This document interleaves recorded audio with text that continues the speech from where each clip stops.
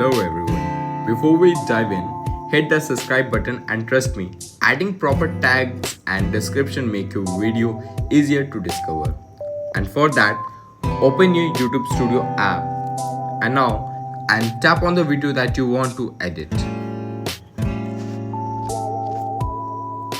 Now and up you can edit your title, and down you can also add and edit your description here.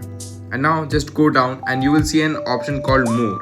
Now just tap on that, and now an option called add tags. Just click on here and now add the tags that is relevant to your content you upload. For me it's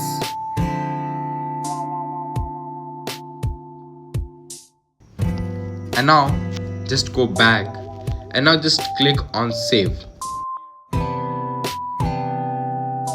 And here, now that I have put the tag on the video. These helps YouTube understand your content so the right people can see it. A few smart tags and clear description can make a huge difference in views. If this helped, like the video and subscribe. I got more optimization tips upcoming. Thank you for watching, and I will see you in the next one. Bye bye.